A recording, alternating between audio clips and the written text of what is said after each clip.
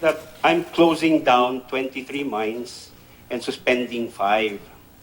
So the mining companies have yet to see the results of the review committee findings. No, what I'm saying here is you're not being truthful to what you're saying now or what you have testified on earlier. Because malinaw dito, I have a copy of your statement eh.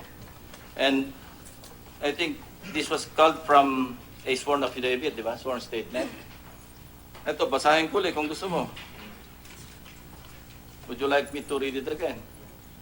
It's on page 2. On February, starting with the phrase on February 9, 2017. You're claiming here, request to the DNR Secretary designate asking her to provide us copies of the audit reports, as well as the detailed findings and recommendations of the Technical Review Committee for each of the 28 mining operations to be suspended or closed, as announced during the DNR press conference held last February 2, 2017. Until today, and this is in bold letters, until today we have not received a response on the request. Now what you're saying is, your members have copies of the audit reports and the review. Kala ko, but nandiyan ba yung mga reviews? Sir, the review is available online. And the review is here, and I have many times invited them to come to the office and see the review. And it's online. And we're now digitizing all the documents for a virtual library. And this invitation has been done many, many, many times. So it's a bit surprising. I think the issue is clear already, Mr. Chairman. Let's move on. Okay,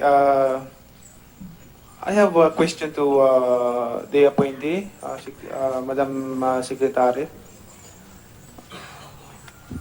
I mean, how did you audit a report of the 41, mining na ditong mga pinasara? Paano ho kayo gumawa ng audit? Sir, there were 16 groups formed, and the groups were membered by DOH, Department of Agriculture, the Social Action Center, members of the community, and DNR and MGB. And these 16 groups, we made sure that whoever DNR official was posted there was not auditing in the same place, so that we're sure that there's no conflict of interest. And the team and all these reports are available. So when the teams were formed, they went to all these 41 sites, and they had an entry interview, and there was in the presence of a representative from the mining company, made entry interview to explain the process. Then they went and did the audit, they did the investigation, and then after that investigation, there was an exit interview where they explained the findings, not the penalties or whatever, just the findings before they left. Then when they went to the office, that was all put in the files you put here, where there's. Can you give me one, please? I just asked you that question because my next question is, with line with that. How did you audit the report of SRMI? Because this company are my company is Watershed also. They're operating Watershed. Kasi ang pagkakaalam ko, pinapasarado mo yung mga mines company because Watershed nga, pangalagaan natin. They disturb the functions of the watershed. Yes, Yung but apat na this functions. SRMI nandoon sa my Watershed doon. In fact, The SRMI, sir. correct me if I'm wrong, but in fact, we hear from the president, past president, Aquino, that nagsuswimming pa siya doon sa malapit doon sa SRMI na nag-operate. So, how, my question is, how did you audit the report of this SRMI? The SRMI passed the audit, and then, di ba, I even went to pass by. I remember that they. May I know what are these requirements? We did lab tests, sir, of the water, and the EMB passed them in the laboratory findings. SRMI passed, and then when I went there, nakita ko malinis talaga. Yung problema sa SRMI, they have a feud with the mayor. So how did you conduct this test or audit? I mean, Lab results. There were the lab results. Tests were done regularly, and the results are in the documents audit. But I know because I called up kasi there was even after we passed them, may mga complaints. So I called up my staff and I told him, Noni, can you please I look? ask you this question because most of the oppositors are, using this SRMI. Why are they single out them, and this SRMI are operating in the watershed and they are not close.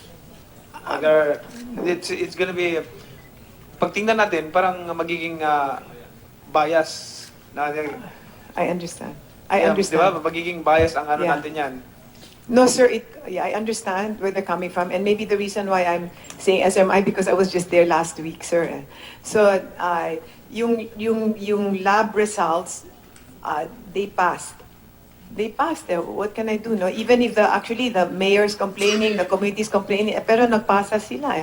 If we looked until the lab results, and in fact, I have my RD here, Noni Tamayo, and he was the one who. And now he's FMB, but I asked him can you please make sure, because the communities are complaining. But they passed it. So Okay, that's what they passed. now, related with that question, okay, they passed. How did you audit to the other mines that you closed? Did you ask them or have meeting with them to provide the requirements of this operation? When with the other mines, they failed. They failed. There was no disagreement in the violations. Where there was a disagreement with is the penalty. What the committee advised was, penalties, 6,000 pesos or whatever. Fines. Okay, hold on to that. Yes. I'm going to ask the oppositors, the mines. This question is: did the DNR discuss with you with this about the requirements that they need to produce or provide? We consulted with our members, Mr. Chairman, and the report from our members were inconsistent. Not all mines were given exit interviews. Not all mines were able to find out what the audit teams found and what the recommendations are. So there were some mines that were totally in the dark about the findings. Because nakikita ko dito, I think some mines that are close, they can also comply with this, what the SRMI complied. I mean, I met the audit teams myself. I met them all before they went, and I told them, I want you to go there, and your marching orders is to make sure that people there don't suffer. And sir, this is the problem, sir, also. This is the divergence between ISO. Kasi sir, yung ISO, they can be fulfilling everything technically, but I went a step further. Because for me, what was important was social and economic impact. And actually, that social and economic impact, I believe, is not in the ISO requirements. It's just very technical. And the reason why I'm saying this, sir, is because an ISO's mine in Canada and Australia can work. But here in the Philippines, it's different. You know, it rains every year. And the rains lead to overflow of funds. The geophysical conditions of the Philippines is very different from a mine, for example, than in Canada and Australia. So a mine that would have passed in Canada or Australia or Peru might fail here in terms of social and economic impact because it's all near rivers and streams, and it rains every year. So, sir, can I say something if you don't mind? I mean, I don't really want this to be a fight, you know, between me and the mining. As you know, we have passed 13 mines, and I'll just be honest, sir. No, my non-negotiable stand is on the common good, and I feel that that's a healthy stand to make for a cabinet minister. However, I'm also an out-of-the-box person. You know, I don't believe in, you know, this is right, this is wrong, ganyan lang. I mean, I'm a really out-of-the-box person, which means I am open to possibilities. Like when I was coming here, what's his name, Butch Alcantara, came to me and he said, Gina, you should see our mines. No, it's really clear. I mean, I'm really open. We sent committees there, and then the committee said there were violations, and then I can't visit all the mines, no? And then based on the violations, then we decided, because they said there were violations, and then I said, I want pictures. They showed the violations, and there were pictures, and there were lab results, so we decided. However, life is all about communicating. So as long as there's a non-negotiable stand on the common good, and maybe you can come out with out-of-the-box scenarios, I'm very open to discuss. In essence, sir, what I want to say, I'm non-negotiable on the common good, on our water, our food, our biodiversity. I'm non-negotiable there, and that's what I am, and I don't think I will change because something inside me will die. Maski may ISO, pwede pa rin ipasara? If the social and economic impact has been affected, but sir, what I want to say is that if the mining companies can come up to the standard of the common good, where the farmers and the fishermen don't suffer, and in fact, what they do is beneficial to the community, they can give their ideas. Why will I say your idea? I have never heard even. No? Let's see what they say. Sir, also what I want to say is I will work with them, with the ones that pass. Kasi ang dami nilang pera, sir, yung SDMP funds. Grabe talaga. They have so much money. And it just goes like that. Maybe we don't want to, we don't need to close our mind in mining. No? Kasi, nandiyan naman yan, katulad nung bago tayo nag-lunch kanina, nag-break, yung responsible mining, even in the Bible, nandoon, na commanding the people to dig copper in the mountain. So, meaning is, allowed yung pagmimina, but kailangan responsible mining. Kailangan hindi ma-destroy naman yung kalikasan natin. So, dito sa nakikita ko sa SRMI, ito yung dito papasok yung sinasabi mo na nag-comply naman sila sa mga requirements, so kaya continue yung operation nila. And then this company, mine company na nakasarado, hindi sila compliance with the requirements, but they are willing to comply the requirements. They're really willing to comply. That's what I heard from them. And they are willing to coordinate with the DNR, even to the secretary, if that possible, yun ang ano nila, intention nila. But just, just to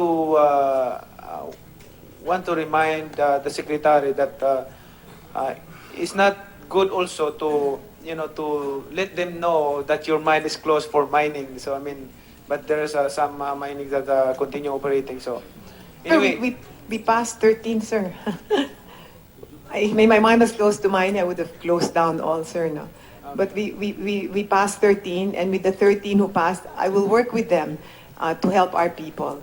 And I will work with Agatha and SRMI for the whole of Agusan. And I told So- Jerry Brim, I will work with Jerry for So, Palawan. Madam Secretary, the watershed is not the reason for... It's the functioning, sir, of the watershed. Kasi there are 4 functions Because of... what I heard from the first day, yesterday, yung dahilan kasi pinasara because it's a watershed. So, yun ang mga dahilan na pero you mean is hindi watershed kundi compliance of the requirements. No, sir, it's kasi, okay, maybe because of yesterday na nga, no, I saw that if I just say watershed, parang they're feeling, ano ba yan, no? So that's why today... Kasi magiging base kasi nila, Madam Secretary, Yes. magiging base nila yung SRMI. SRMI in the watershed. But they are continuing operating that mining company. Their operation is continued. Hindi sila napasara kahit nandoon sa watershed. So meaning, Sir, I'll what, just... what we want to know here is Is the what is stand the of the criteria or the Yes. requirements, the standard. I hope you will answer this. What is the criteria, requirements to operating like SRMI? Yes. So, just to make it clear, sir, no, because of yesterday, this morning, we gave a presentation of the 4 functions of a watershed, the 4 functions. Number 1 is the provision of water. That's what a watershed does. And this is, can you put it on there? And sir, this is a definition by law. I'm only following the law. Can you put that on there? Okay. Can I have I'll have the mic, sir, because this is by law. Just to make it clear, because I do realize and I appreciate the fact that saying watershed parang masyado. So it was too broad a sweep. And so for that reason, because of the reaction yesterday, when I met with my staff, we decided to make the watershed definition more explicit and more law-based, so they don't feel it's just so dictatorial like that. So I'd like to go through it now, if I may, because of your question. It's here. These are the, sir, 4 functions of a watershed. 1, it provides water. It provides food. Okay, and sometimes it provides hydro energy. Nasabi niyo na po yan. Okay, sir. Na-present niyo na sa amin yan. This one, sir, this one. This is PD 705, critical watersheds. Protected area, biodiversity area, this is NIPAS Act. Okay. Slopes above. Thank So, you. Thank you. All of that, sir. Nakita na po natin Yeah. yan. Na-present mo na sa amin dito yan. Kanina. So if it doesn't lang, and sir, because you know, sir, adopting the precautionary principle, we're the most vulnerable country to climate change, sir. Yeah, I mean, the typhoons, the Philippines is the most vulnerable, so we really have to Yes, be yes. very careful. Yeah. I agree with your passion for the environment because I explained that before we take break that how important the environment to taking care of because it's part of our lives. Okay. Sir, can But, I have an some, appeal? Can I have a request, sir? I would No, just- some members want to ask question from the secretary. Congresswoman Sato is recognized. Yes, so I would like to discuss an unfortunate event that happened before lunch, but I would forgo that because I do not want to divert the attention from this very important committee hearing. But I would like to propound some questions to the Honorable Secretary.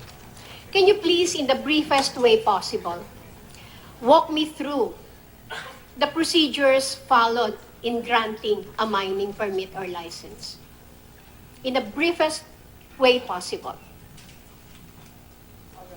I'm going to be honest and let you know I'm not clear about it. I've only been here 8 months and I've never had to know the situation of granting a mining permit. So I'm going to ask, Leo, can you come? I'm sorry, I'm not supposed to ask. Well, yeah. Madam Secretary, the question is very important because Yes. how can you, if you don't know the process, how can you disapprove or approve the requirements or the qualification of application? Because, sir, the disapproval was based on certain laws. It was not based on the procedure of application.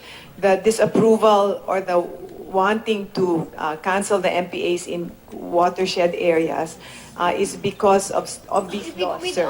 With due respect, Mr. Go Chairman, ahead. I'm just asking for the procedure. I'm not asking about the laws because it's also highly impossible for anybody to memorize and to know all the laws.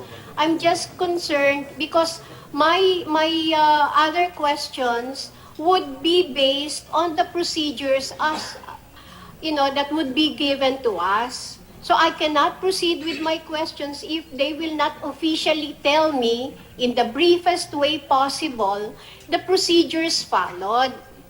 So I have it, ma'am. So here, you give an application in the regional office, and then that's forwarded to the central office, and that's forwarded to the DNR secretary. And then the DNR secretary is the one that makes the decision on the MPSA. I would presume that all these applications come up with the necessary papers, which should include, I guess, the map or whatever. And I'm not privy to all the information. But in terms of processes, in the briefest way possible, the application goes to the regional, it goes to the central, and then finally, if it passes all the procedures, it goes to the cabinet secretary. In this process, from the regional office to the central office to the office of the secretary, where does the MGB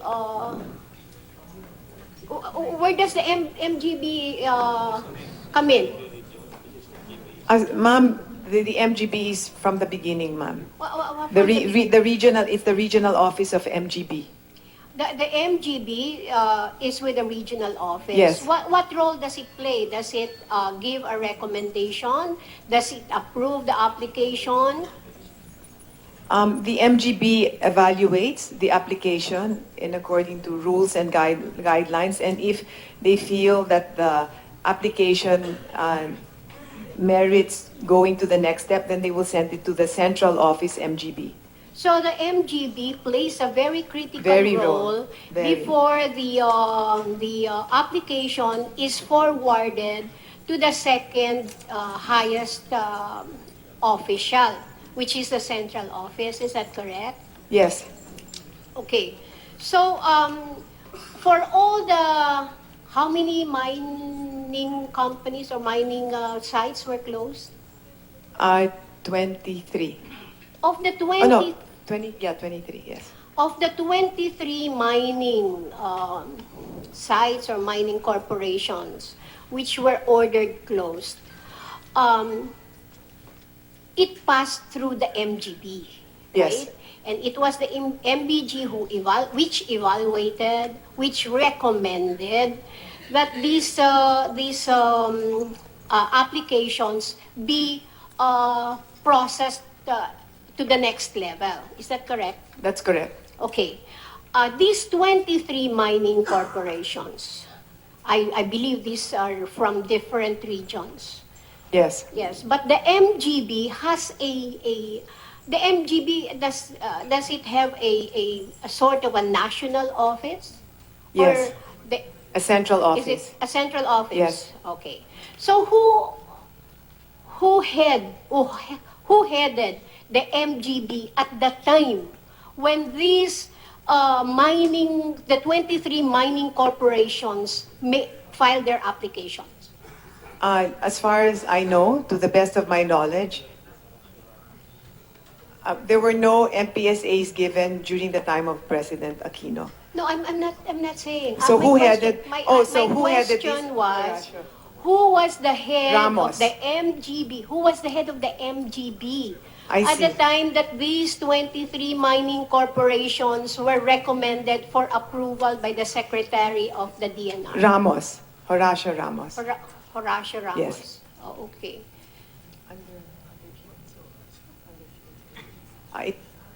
Under President GMA.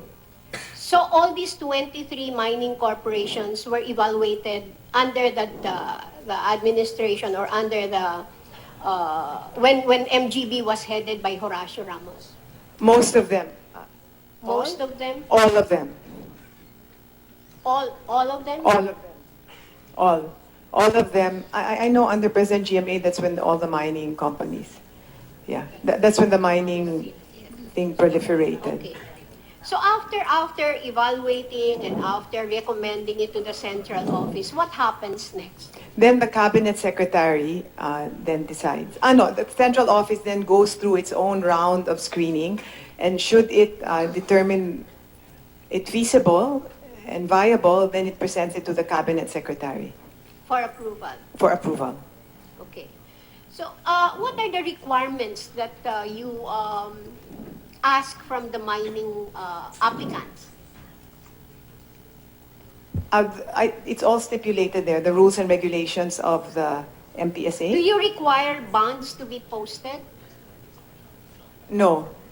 So there are no bonds required from the mining companies to answer for any violations? What I do know, ma'am, is that when the mining company starts operation, should their rehab plan be finalized and approved, then they have to put the money in the bank in escrow in several batches in according to their operations in a specified time So period. in lieu of a bond, they put A rehab their, fund. a rehab fund Yes.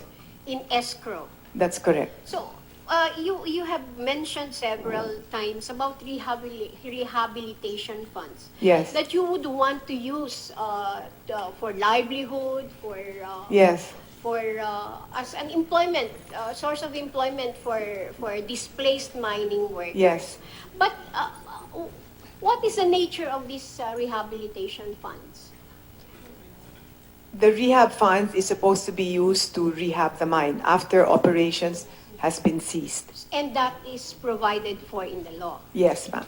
So that, ma'am, if this rehabilitation fund is specifically and solely and exclusively to be used for rehabilitation of mines, Yes. you cannot use it for livelihood.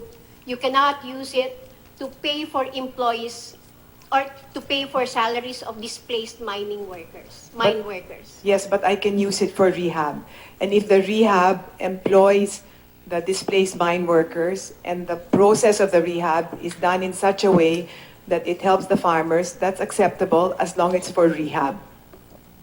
That's precisely the reason why I asked this. Because Yes. yesterday, going back, because you went back to the discussion of watershed, I asked you about the watersheds because the law is specific in saying that mining activities are prohibited only on protected or proclaimed critical watersheds. That's correct. But you said watersheds is watershed is watershed. Yes. So I would just want to make it clear that in this government,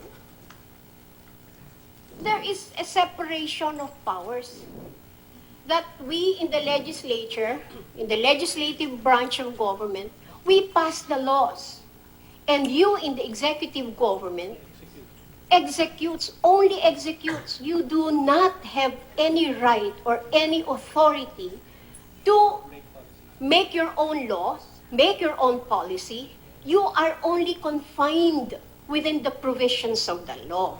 So that you cannot say watershed is watershed because there is a specific definition of a proclaimed or protected or critical watershed. So you are confined only there. And if you believe, and you said so, and I believe you, that the declaration or the definition was made 20 years ago. But the proper procedure, ma'am, is to go back to the legislators, to go back to Congress and then, hey, do your job and amend and make this a policy that is that will suit the present needs of our country. You do not have any any power or authority. Like in this manner, the rehabilitation fund is very specific that it will be used only for rehabilitation. It is at most a technical malversation. And also a disregard for the laws of the country. That is my point. If I may say, sir, can I reply? Okay, if the rehabilitation, the fund is supposed to be used for rehabilitation. If the rehabilitation effort necessitates the employment of people, and then we decide to employ the people who were displaced, there's nothing in the law that will prevent us from employing the people that were helped, that were there. We can employ, no? May I interrupt you? Because in your presentation yesterday, you presented activities. Yes. And you specifically said that these activities will be funded from rehabilitation fund. Yes. That's what I'm afraid of, because those activities are not purely rehabilitation. I see in what you're nature. saying. Yeah. So I mean, I will not I argue understand. with you. It is just a statement of facts and a statement that in this country, the laws should be followed by everybody. I understand. So where the activities are in the activities where I put where we will employ people, if those activities are rehab, then that's we will use the rehab funds. And I do agree that there were activities there that were ecotourism, so those have to be taken from another fund. And it is precisely for this reason that that the cabinet secretary has employed. It's a full force thing. It's the cabinet working together. I do agree with you that the funds which we will use for rehab, by law, can only fund rehabilitation funds. That's correct. I agree. But ma'am, can I also say that in the laws that exist, that doesn't preclude the DNR secretary from instituting certain policies within the law. You're allowed to pass or policies within your department. Yes. And that is in pursuance of your administrative powers. That's right. And functions. But you cannot, I repeat, you cannot go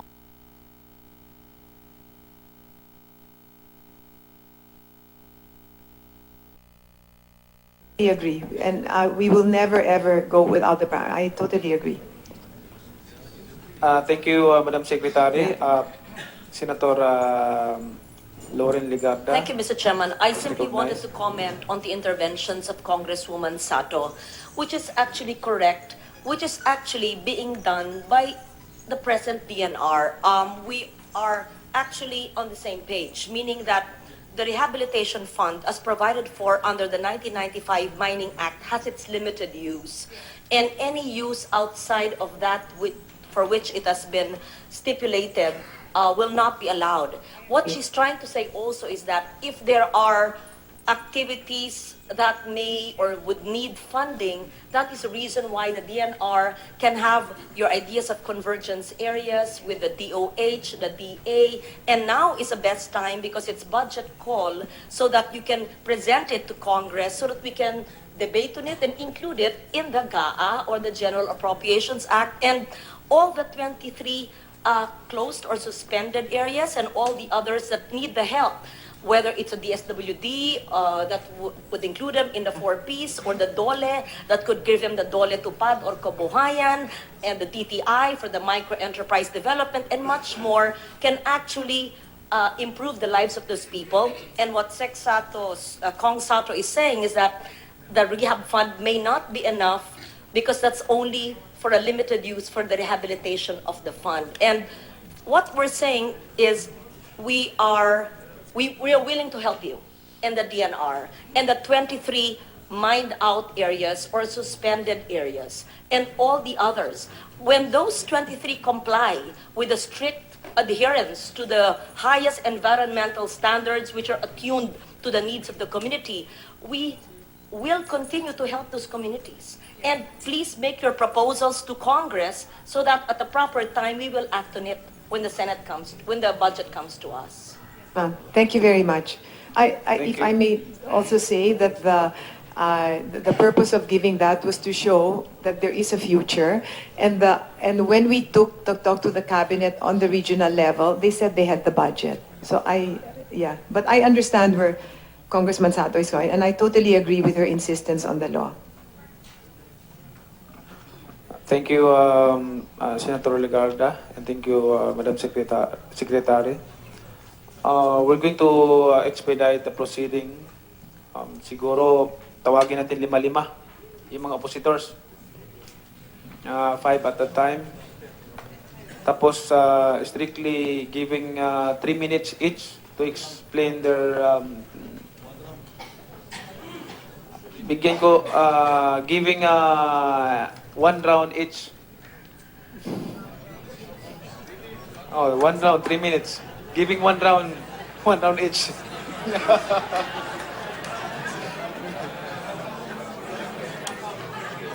Okay, thank you to the chambers of mine.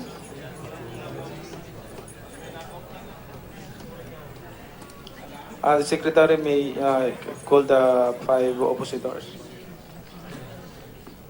We have students and organizations in the mining curriculum.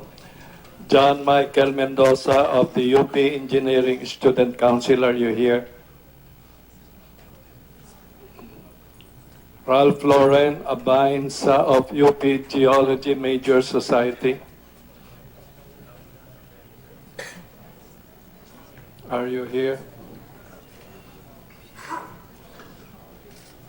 John Paulo Chanco of UP Mining, Metallurgical and Materials Engineering Association. Chris John Nino Jimenez Separa of UP Mining Engineering Society. And Johan Joseph Dr. Sahagun of Juvenis Orbia Geological Fraternity. Have you all taken your oaths yesterday? Mr. Chair, thank you. 5 of them? Kayo yung mga tinawag? Yung mga tinawag, pangalan nyo? Can you...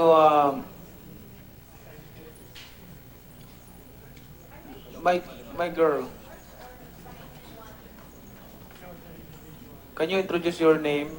I'm Christine Lee from UP Miners. Our president was not able to take the oath. He was unavailable yesterday and today.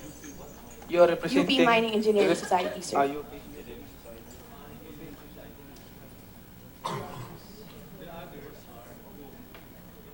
I'm Ralph Lauren Abainsa from UP Geology Major Society.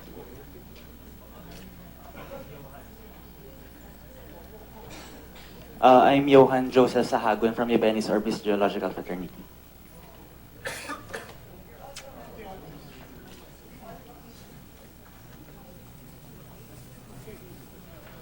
Nag-take ng oath kayo kahapon? Yes, sir. Okay.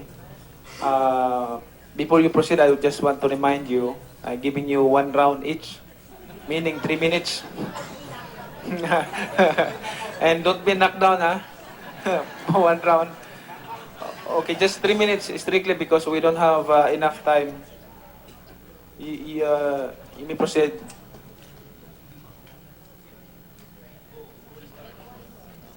Ladies first. Kagalang-galang na pinuno ng komisyon, mga kagalang-galang ng miyembro at mga kababayang Pilipino, magandang hapon sa ating lahat. Kami po ang University of the Philippines Mining Engineering Society o UP Miners.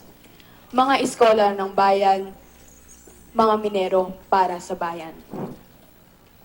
Sa aming universidad, palagi naming hinahangad ang pinakamataas na pamantayan sa iba't ibang larangan. Tulad na lamang ng aming paghangad ng nasabing pamantayan na aming pagbabasehan upang maipairal ang responsableng pagmimina.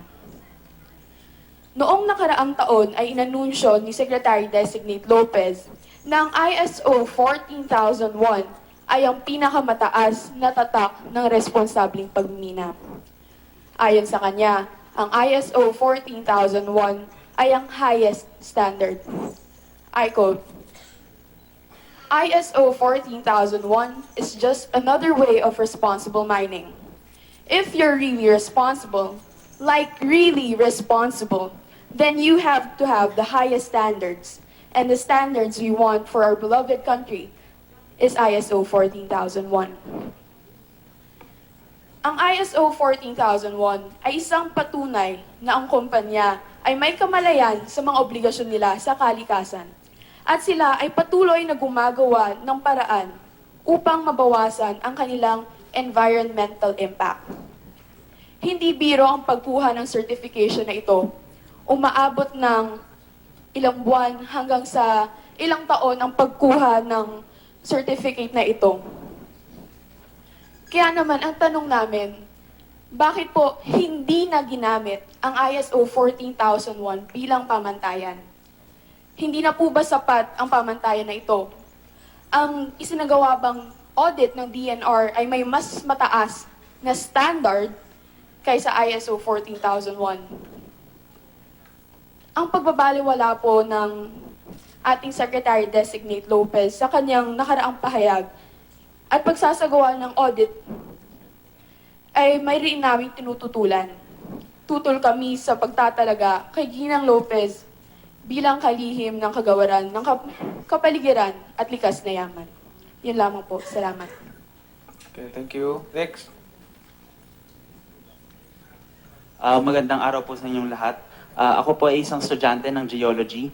At naniniwala po kami, pati na rin po lahat ng estudyante ng AGHAM, pati na rin po ng mga siyentista ng bayan, na dapat ginagamit natin ang alam natin sa AGHAM para sa ikabubuti ng bayan at ng kapwa Pilipino.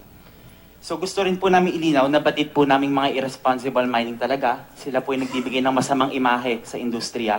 At sila po yung mga hindi po nagre-rehabilitate. Pero tulad nga rin po na sinabi ni Honorable Manny Pacquiao, meron naman po talagang mga responsible mining na nagtatalaga ng pera for rehabilitation. So, nung February 2 po, nagsagawa po ng press conference si Ms. Gina Lopez. Tapos naglabas po siya ng audit report na nagkukulang na scientific basis noon. Ang pinalabas niya po doon ay mga larawan lang po na nakuha niya sa mga helicopter na mga pangit na imahe. Hindi naman po dahil pangit ay masama na. Gusto po namin bigyan diinan nandiyan ang Mines and Geosciences Bureau, MGB, na isa pong sangay mismo ng DNR para magsagawa, mag-analisa, kumuha ng mga field data, mag-chemical analysis para tignan ko tama yung data. Pero sa isa nga pong article na to, sinabi po ni Ms. Lopez, sabi niya raw nung press conference na naging mabagal yung pagproseso, tapos siya na raw po nag-decide kahit wala pang data. Then sa isa rin pong article, umamin po, sinabi po ng isang USEC ni Secretary Lopez na there wasn't, to quote, there wasn't an opportunity to actually do independent tests by the agencies. Now it will be done. Back then, they only went through the checklist and the health department representative on the mining audit team did not perform tests on drinking water. We hope that that will be done. Nilabas po itong article na to noong March 3 sa Business World Online. So, ang gusto lang po namin talaga is siguraduhin na talaga po may scientific basis po yung mga audit na nilalabas, tsaka ipakita po kung sino po nagsagawa ng audit at kung may kapasidad po ba yung mga gumawa ng audit na to.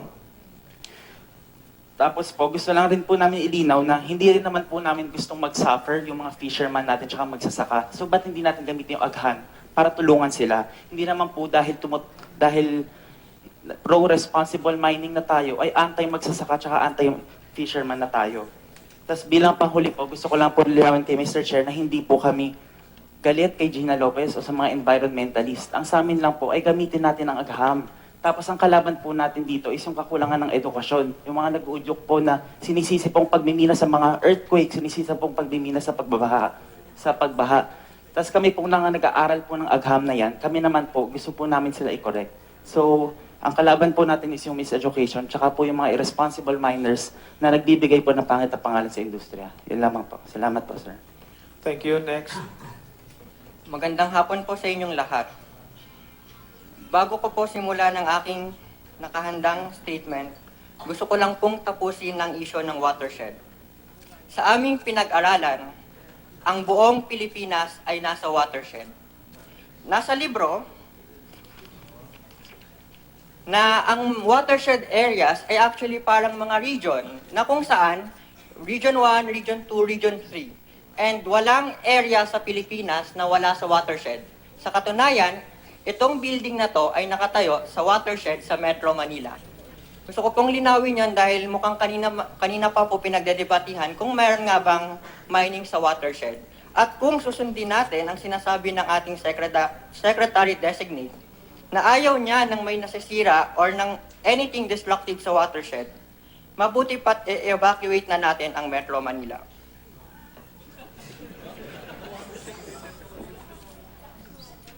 Ulitin ko po, katulad ng aking mga kamag-aral, kami po ay environmentalist rin naman.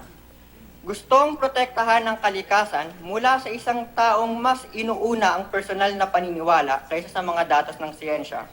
Bilang mga nagpapakadalubhasa po sa paladutaan o geology, sobrang nakakainsulto at nakakabahala na sa ating Secretary-Designate pa mismo nanggagaling yung mga maling scientific na kinakalat niya, katulad ng pag-uugnay ng siltation, direct siltation sa mining, na kahit sa katunayan, wala pang tao sa mundo ay meron ng siltation. Inuugnay pa ang malakas na lindol dahil sa mining. Hindi po, walang scientific report na nagsasabi na ang mining ay nagkakos ng lindol. Kaya Mr. Chair, kung mamarapatin nyo, gusto ko pong itanong mamaya kay Secretary Lopez kung anong libro yung sinabihan niya. Next is yung definition na a watershed is a watershed because it is a watershed. Para sa mga profesor namin, kapag ganyan ang sagot namin, 5, bagsak. Kaya sa huli, at ang panghuli, ay ang kanyang paborito na open pit mining raw ay tatagal ng forever and a day. Gusto ko pong linawin, sa geology, walang forever. Ito ay isang kasinungalingan. Meron po tayong tinatawag na rehabilitation, kaya po lubos kaming nagtataka kung bakit niya po laging tinatakasan ng rehab, yung rehab na mga minahan. Para po sa komisyon, hahayaan po ba nating magmaneho ng sasakyan ang isang taong hindi na nga marunong magpatakbo nito ay nagsasarili pa sa traffic rules? Dahil 3 minutes lang, skip ko na pa ibang part. So, sa aking karanasan, opo, maaring siya ay passionate sa environment, pero gusto ko pong i-imply sa inyong lahat na sa aking sariling karanasan ay natutunan ko po na hindi porket mahal mo ang isang tao, ay tama na lagi ang ginagawa mo sa kanya. Dahil maaaring nasasaktan mo na pala siya sa mga ginagawa mo. Katulad ng ginagawa niya po sa kalikasan. Mr. Chair, kung mahigpit po tayo sa mga batas ng responsible mining, sana po ay magkaroon rin tayo ng mataas na standards sa isang responsible secretary. Bilang mga scholar ng bayan, kami po ay umaapila. I-adya niyo po kami kay Gina Lopez. Maraming salamat po. Thank you. The Secretary, you may have... mayroon pa isa? Okay na po, Mr. Wala Chair. na, wala na. Ano nila, council nila yan. Alright. Madam Secretary, you may respond those Alright. Okay, position. so first of all, Mr. Chairman, I would like to applaud these youth. I mean, they're young, they're idealistic, they want to do something for their country. I think that's to be applauded. And I want to say that we already have MOAs with the UP. Is this Marine? UP Marine Science. I mean, I want to work with the youth. It would be very sad, though, if these very young, idealistic students were to use their energies to excuse the violations that have existed in the mine. I would say that in their idealism, they should want to come up I mean, I think we probably share the same values. You know, you're young, you want to do something for the country, and what I would want is a mine environment where the people don't suffer. But I want you to know, you young youth, and I commend you again for your idealism, is that many of the mines that are operating and that we have in fact suspended and closed have caused a lot of suffering for decades to farmers and fishermen, and that's the truth, to households. That's the truth. And so if you can find a way to do mining there which doesn't cause suffering, I would be more than happy to work with you. Because you want to do something good for your country. In fact, my challenge to you is to find some way to do open pit, because you know what you're saying is open pit is not forever. Then can you let me know just give me one open pit. You know, we've been mining this country for 100 years and more. Madam Secretary, just to remind I'm you sorry, to address I'm to supposed the right, I'm sorry. to the Okay, so chair. I would, Mr. Chair, I would like to ask these students to give me even just one open pit in the span of 100 years that's been rehabilitated. Sir, I can let you know of open pits like in Samar, where the government has had to spend 300 million pesos because the community would suffer. I mentioned Puerto Princesa.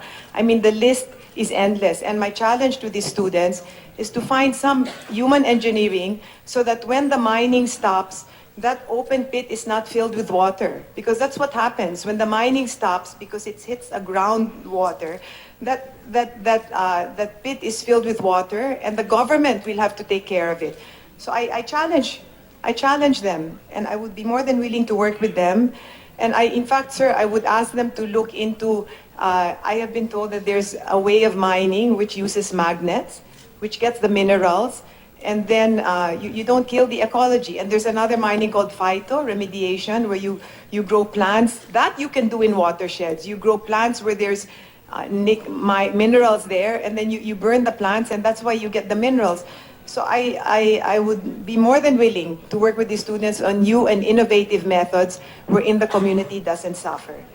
The next thing on the... Shall I answer all the points, sir? Or... Okay, then they question this thing on watersheds. I would just have to reiterate again. That's why I asked to give the presentation this morning, because there seems to be an adverse effect when I say watershed. So that's why I decided to qualify it.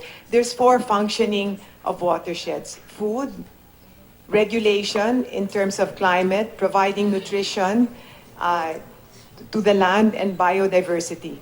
So where it impairs these critical functions which is needed for human life, we are not in favor of anything that will adversely affect it. Critically, so I hope that's clear, that it's in the functioning of the watersheds. Lastly, I want to say that mining doesn't cause earthquakes, nor did I ever say that mining causes earthquakes. Okay, the other thing I wanted to say, sir, because you students, you always, sir, they always talk about ISO 41. My standard is not ISO 41. In fact, I don't remember ever saying ISO 41. My standard is this: social justice. Social, no negative social. They're talking about ISO 14,001. 14,001. This is ISO. My standard in mines is because the problem, sir, with ISO, it's only technical. It doesn't include social and economic impact. I feel that the standard for mines should be not only a technical, but social and economic impact. And I would challenge these students to come up with standards and bring on mine sites which have negative social and economic impact. That is my standard. Thank you. The oppositors, do you want to respond on that? Mr. Chairman, may I play a recording so I could help Madam Secretary Designate to remember what she said about ISO 14001? It's just Yeah, 16 you would play. Go ahead. ISO 40,001 is just another way of saying responsible mining. If you're really responsible, then you have to have the highest standard.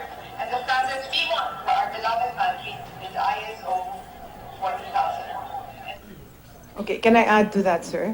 No, Yes, no. Just let them finish first, the All right, oppositors. thank you. Ulit ko lang po, since the record wasn't really clear. ISO 14001 is just another way of responsible mining. If you're really responsible, like really responsible, then you have to have the highest standards, and the standards we want for our beloved country is ISO 40001. We also have a video clip of this, and we could present it. So, sir, can I also say you might, the esteemed students might also want to play a videotape or a tape recording where I said that ISO, the technical is not enough. Social and economic plays equally, if not more important than just a technical. There is a question. Mr. Chairman, can you please educate us what is this ISO 14? Kasi po galing po ako sa College of Law, hindi ko po alam yan. Ano, ISO 14001, what is that? They are international standards all over the world. And should mining companies fulfill certain qualifications and requirements, then they're given an ISO certificate. In the same way, businesses and hotels are given ISO. So the same thing applies to mines. If they fulfill certain standards worldwide, then they are given a certificate. My stand is a technical is not enough. Social and economic plays equal, if not more important, value.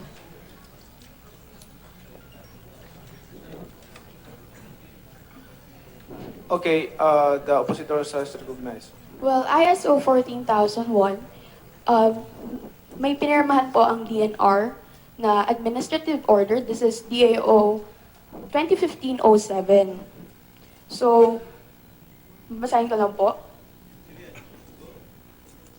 The International Organization for Standardization, or ISO, provides for a standard environmental system resulting from the United Nations Conference on Environment and Development, or Earth Summit, which draws out an effective framework to achieve improvement in the environmental performance and compliance with the international acceptable standards. Whereas the requirement for mining contractors to undergo ISO certification will help achieve sustainable growth by the development of an effective environmental management system. Now, therefore, the foregoing premises considered to institutionalize the environmental management system that shall ensure the adherence of local mining operations to the international standards as a measure of responsible mining in the country, all mining contractors are mandated to secure ISO 14001. Sir, if I may, this is really important. Signed by This was signed by Leo El Hazareno, signed by Secretary Ramon Paje, and recommending approval from Leo Hazareno and Jonas R. Leones. Sir, can I say something, please? Okay, go ahead. Sir, just to give you an example why ISO 1401 is really not enough. For example, Mark Copper had an ISO 1401, and all know what the Mark Copper is. It's caused 2 dead rivers, killed the economy of Marinduque. Philippine Quicksilver also followed ISO 1401. The mercury level there, the allowable mercury level there is 0.002. Their mercury level is 12. So that's your, we call this a standardization. No, I'm saying, sir, that Your standard is social and economic impact. So your standard is personal. it's social, economic, and environmental. If it's just ISO 1401, Okay. Quicksilver it's a geohazard zone, and yet it followed ISO 1401. So Mark Copper is the biggest mining disaster in this country, and yet it followed ISO 1401. Okay, thank you. But before you continue, I'd like to acknowledge, I recognize Mr. Chairman, ang gusto ko lamang pong lagi kong inuulit-ulit dito ay batas po dapat yung sinusunod natin. Kaya ang tinatanong ko po, sa batas po ba natin, ano talaga yung standard? Yung sa batas natin ngayon, ano po yung standard na dapat sinusunod? Yung ISO lang ba yan? At ano ba yung standard na isiniset ng ISO? Para alam po natin kung ano talaga yung nire-require. Ano ba yung nasa batas? Let us not go outside the provisions of the law. Yun lagi po ang aking pinipilit dito eh. Because nobody can go, above the law, cannot go outside the provisions of the law. So ang akin pong sinasabi ngayon, sinasabi ni Secretary, that's my standard. Hindi po yung my standard eh. What is the standard set forth in the law? Sir, if I may answer to Congressman Sato. Yes, what the Congresswoman Yes, I Sato understand. mean is, we must follow Yes. what the law says. I What is agree. the standard, and we're not adding any law without. I agree. Sir, I applaud Congressman Sato's passionate adherence to the law, and I totally agree with her. I would like her to know that in all the decisions we made, we have the laws that I have followed are: number 1, the Clean Water Act; number 2, the Clean Air Act; number 3, the Toxic Substance Act; the EIA Act; the Forestry Law. Madam Secretary, Yes. ISO lang ang tanong ni Congresswoman Sato. Sir, because I think she wants to make sure that I'm following the law. So I would to assure her that Mr. Chairman, kung lahat ng batas ay sasabihin dito, ay pauwi po ako ng probinsya. Gusto ko pong matapos na tayo dito dahil pauwi po ako ng probinsya. So ang gusto ko lang po nating i-limit natin ang pag-uusapan doon nga po sa ISO standard, because I would want to be educated dahil hindi ko nga po alam yan. Yun lang po, yung ano ba yung ISO standard na sinasabi at pinag-uusapan natin dito.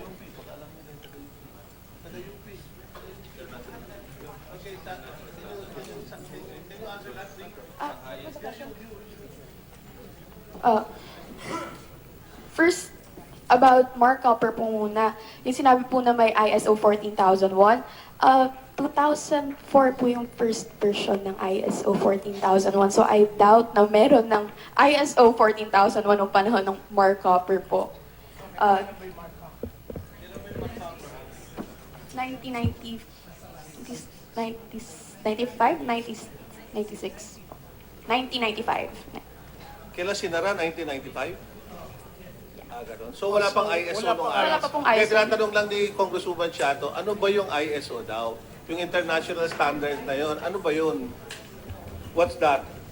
Wait lang po. Pakiano nyo lang sa amin, paki-explain nyo kung ano yung ISO. Kasi kayo nag-aral dyan eh. Sa website naman yan.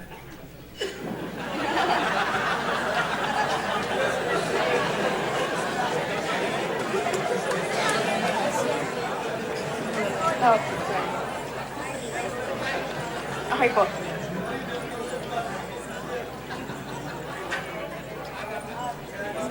Excuse me, sorry.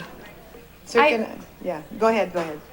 So, ang ISO 14001 po, basically, it ensures that the company is doing its best to control its environmental impacts, and they are aware of their obligation on the environment. So, since aware sila sa effect nila sa environment, kung paano sila nakaka-apekto sa environment, may dapat na continuous na process silang ginagawa to lessen their environmental impacts. Yun po yung sinasabi ng sa ISO 14001. So ano yung criteria nun? Ano yung mga criteria? Standard na criteria. Para titingnan natin kung nagdagdag ba si Secretary Lopez doon sa mga criteria na dapat idagdag doon sa ISO, or tama na ba yung nagawa ng mga mining companies doon sa ISO na yun? Sir, Mr. Chairman, can I correct? I have to correct one statement that I made. Yes. All right. I apologize. I made a mistake. I didn't understand the communications given to be my staff. The companies that had followed ISO 14001 is Lafayette and Felix.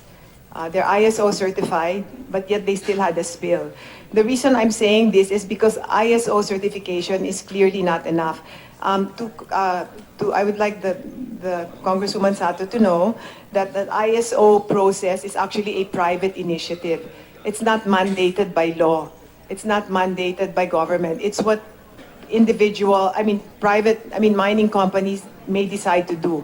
It was Secretary Paje, during his time as cabinet secretary, that he decided that, hey, I think all the mining companies should follow ISO 14001. What's that posted there? Wikipedia? Wikipedia ba yun? Yung pinost nyo dyan? Yan dyan sa ano yan? Yes. Wikipedia yan? Why, Yes, nag-ano na kayo sa Wikipedia ngayon? Hindi yata acceptable yung Wikipedia sa ano natin. Acceptable ba sa inyo yung Wikipedia? Ano tayo sa... tinakpan ba? Hindi Secretary po pwede Paje. yung Wikipedia. Okay, sorry. Go ahead, no, I'm just asking. Kasi Wikipedia na yung definition natin dito. Gusto ko yung definition magaling sa totoong libro, hindi sa Wikipedia. Hindi natin na-accept yung Wikipedia rito. Kaya hindi ako nagbabrowse ng computer kahit hindi ako marunong ba. What's Wikipedia? I missed the thing on the Wikipedia. Okay, Okay, Congresswoman Sato is No, recognized. I am grateful that I am being educated with the ISO. And then the Honorable Secretary said that the ISO 14001 yes. is a private initiative. Yes. So this is not, am I now to believe that the ISO is not a requirement by the DNR to be complied with by the mining firms? It was a decision made by Secretary Paje. Yes, because the lady there read AO 07 series of 2015. Yes. And that is an AO signed by, as you said, by Secretary Paje. Yes. So, upon the recommendation of that gentleman over there. Yes. Is that correct, sir? Yes. Okay. So, but have you revoked this AO so that, because under this AO, ma'am, let me finish. Yes. Under this AO, signed by Secretary Paje as recommended by Mr. Hasareno?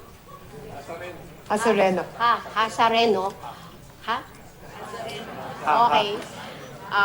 Recommended by Mr. Hasareno is that they are adopting, the DNR is adopting the ISO as one of the requirements or standards to be followed by our mining companies. So if you're saying that this is just a private initiative, that if you do not have the initiative to comply with the ISO, and then it's fine. But as you said, but there is an AO. So you are not, are you telling us, Madam Secretary, that you are not, Madam Secretary, with the permission of the Chairman, am I to believe, Mr. Chairman, that the DNR does not now recognize that AO passed by or signed by Secretary Paje, and that the mining companies are not obligated to follow the standard set forth in this international standard requirement? If I may clarify, sir, no? Okay, go ahead. ISO is largely a private initiative. Many businesses here are ISO, and many operations, it's a largely private enterprise. However, during Mon Paje's term, he decided that he passed this administrative order to make ISO a requirement. I personally think it is a good idea, and I have no intention to revoke it. What I do want to add here is that when we evaluate and do the audit of the mines, it cannot be limited to just something technical. we have to include social and economic impact. And that, in fact, is validated by 7 laws, the congressman might want to know, and the Philippine Constitution. Then this is an unsolicited advice, Mr. Chairman, that if you want to add standards to what are the existing standards provided for in the law, then you have to do it the legal and proper way. Yun lang po naman ang lagi kong sinasabi dito. Na kung gusto nating i-improve pa, and I would like to commend the Secretary for that, gawin po natin ng tamang pamamaraan. Hindi po yung kanya, ito gusto namin to, magaling ito. I-implement na natin na hindi naman po nasasaad pa yan sa batas. Yan po ang essence ng demokrasya at ng tama at maayos na pamamalakad ng ating pamahalaan. You got that, Madam Secretary? Yes, and I would like to... Meaning is, the short is due process. Yes, and I would like to Kailangan reiterate... may due process palagi. Yes, and sir, I would like to, Mr. Chairman, reiterate that all the decisions that DNR has made is backed up by not less than 7 laws. So I want to reassure the good Congresswoman that we are following the law and we will continue to follow the law at every step of the way. Okay, thank you. Last, any response to the oppositors, and then that's it. We will call another five groups. Mr. Chairman, nung nalinaw ko po na ang buong Pilipinas ay nasa watershed, ano po ang batas na sinunod ng ating DNR Secretary-Designate Gina Lopez sa pagpapasara or pagtigil ng 75 MPSAs dahil sila ay nasa watershed? Para sa akin, hindi po malinaw na porket nasa watershed ka ay dapat ka nang ipasara kasi ang buong Pilipinas po ay nasa watershed. And base sa sagot niya kanina, hindi niya po sinagot yung bagong definition or yung present ko pong definition ng watershed base sa aming pinag-aralan. Thank you. Sir, Okay, thank you, oppositors. This will only take 30 seconds because I've already answered that. We had a list here of all the laws protecting the functioning of the watershed, and those are all the laws that were there are in fact the NEPA. I mean, all the laws that were there are in fact the reason why we did show cause to the MPSAs and issued closure orders. It was backed up by the law. But I've already said that many times. So, and there's proof here. Kaya nagka-problema siguro, Madam Secretary, dahil pinalitan mo o dinagdagan mo. Mr. Chairman, Yes, sir. now I can see the problem, yung conflicting situation ngayon, yung conflict ngayon sa sitwasyon natin is because merong standard na sinunod yung mga mining firms, kinumply nila, and all of a sudden, the DNR Secretary changed the standards. So the standards become subjective and becomes arbitrary, di ba?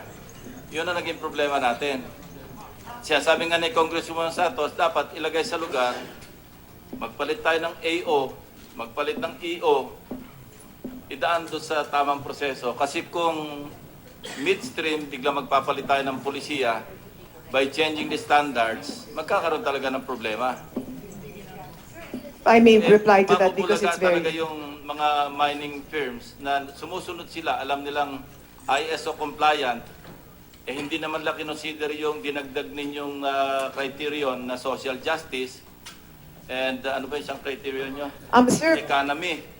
Hindi alam yun kasi sinundan nila yung ISO 1401. yes, but sir, Kaya I would like to suggest na kung magpapalit tayo ng standards, idan natin sa tamang proseso, kundi magkakaroon tayo ng, yun nga, yung problema talagang hindi alis. sir, I totally, if I may, I totally understand your points, but I want to point out to this.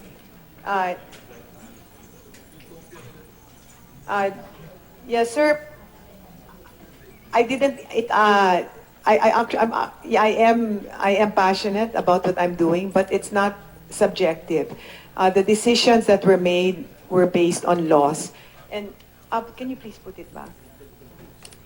Christian, can you take it? No, Mr. Chairman, No, put it to the. wala namang kasama, hindi naman kasama yung social justice sa ISO 1401. Kaya kung sinabi subjective, biglang nahalo yung social justice na ang kinocomply nila sa ISO 1401, hindi naman kasama sa mga criteria yung social justice. Sa inyo nang galing bigla yung social justice. No, sir, it's in the Mining Act, sir. It's in the Mining Act. It's in Section 8. It's where people don't suffer. And then if you want to go detailed, sir, it's here, oh. Critical watersheds, PD 705. Protected areas, NEPA's Act. Slopes above 50% daw. I mean, I didn't change the standard, sir. Okay. The only thing I'm doing is enforcing the law. The laws were there since for decades, but no one enforced the law. I'm not changing the law, I'm just enforcing it. Thank you, Madam Secretary. Thank you, Mr. Chairman. UP students, for... Mr. Chairman. Ang policy statement, iba po ito sa batas eh. Pag sinabi niyo ang policy statement is isama natin social justice, that's a policy statement coming from the DNR Secretary. But we're talking here of a standard. Sabi nga ng taga-UP, the highest standard, di ba? ISO 1401. Na dinefine lahat yung mga criteria. Sir, Kaya po hindi tayo magkakaintindihan talaga dahil may sarili kayong standard na ngayon nyo lang nilabas. Dapat, tama nga si Congresswoman Sato, ida natin sa ayos. Kung merong bagong standards, then so be it. Mr. Chairman. sir, if I may, uh, okay. I, Congressman Almario is recognized. Mr. Chairman, I'd like to look at the matter at hand from a different perspective. I would like to believe that all the necessary permits required before one can operate already embeds in it social justice. yes. And ang pinagbago lang is the requirement signed during the time of Secretary Pahe to include ISO 14001. So, I don't subscribe to the idea, with the indulgence of my colleagues, that the pronouncement of having a social justice perspective is something new to the operations and to the industry. In fact, that is the foundation of all of all permits and licenses, that social justice must be already in that. Sir, Mr. Chairman, if I may be allowed to add, no, social justice is the heart and soul of the Philippine Constitution. It's in the heart and soul of the Philippine Constitution. It's not a complicated thing. It's just where our people shouldn't suffer. It's also in the IPRA law. It's also in the presidential decree of 705. It's also in the 7 laws, which were the checklist for the audit review. Social justice is not a new thing. It's been with us since the beginning of... Madam Secretary, to enlighten us, can you define legal definition of social justice? In the context of our discussion now, social justice is when the people of our country enjoy the resources of our country. When the resources of our country benefit the people of our country and not just a few. And when the enjoyment of the resources and the utilization of the resources do not disadvantage the greater majority. We can look up in the whatever, but that's from my understanding. Thank you, Madam Secretary, and thank you, UP students. Mr. Secretary, Secretary, can you call the another 5? Thank you, Mr. Chairman. Bong Pulong Dalenas Samling et al. Of the Blaan Tribal Communities from Tampakan, South Cotabato. Sangguniang Barangay of Urbistondo, Mr. Carmelito Galing. Dato Engwan Ala. Tigi-tigisa lang from the group. Clarence Pimentel of the Philippine Nickel Industry Association, Incorporated. Sangguniang Panlalawigan of Surigao del Norte.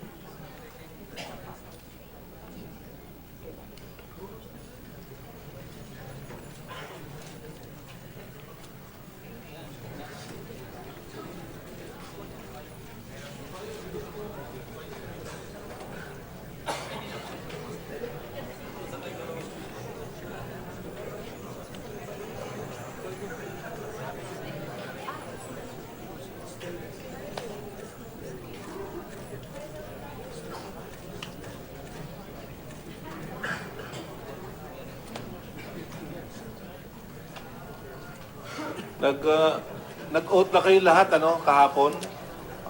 Kayo lahat, di ba? Lahat ng mga tinawag na pangalan, pare-pareho yung, kayo talaga yan, ano? Walang representative dyan sa inyo. Okay. Pero ano, 3 minutes lang, ha? Kada isa, pwede. Okay, sino mag-uumpisa? Sige, okay, go. Pakisabi na lang yung pangalan mo. Your Honor, bale ako po si Dato Engwan Ala, isa sa opositor, signatory po ng Tribong Manubo sa Surigao del Sur. Ang spokesperson po sa grupo namin ay si Dato Benjamin Tindogan. Isa lang magsasalita, bale sa 5 sa inyo. Yes po. Okay, sige, isa lang. Sige, para mas madali. Iba po isa sila, lang. Your Honor, kasi Iba pa sila? tribo po sila. Okay, sige.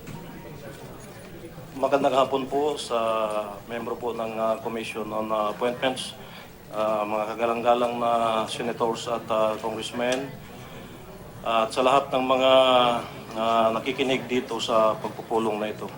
Kami po ay mga katutubo galing ng Surigao del Sur, mga legitimo na mga tribal leaders ng Manubo doon sa Surigao del Sur. Kami po ay lumuwas ng Maynila upang makiisa sa pagtutol ng konfirmasyon ng sekretary sa Kagawaran. Dahil po malaki ang aming pangamba na mawala ng magandang kinabukasan yung aming mga anak bilang katutubo doon sa Surigao del Sur. Sinabi namin na mawala ng magandang kinabukasan dahil po kami ang direkta na apektado doon sa closure na inisyu po ng ating sekretary. Ang katutubo po ng Surigao del Sur ay hindi kinonsulta doon sa closure na sinasabi. Ang katutubo po ng Surigao del Sur ay makakalikasan. Kami po ay nakatira diyan sa aming lupain, nakatira sa aming ancestral domain.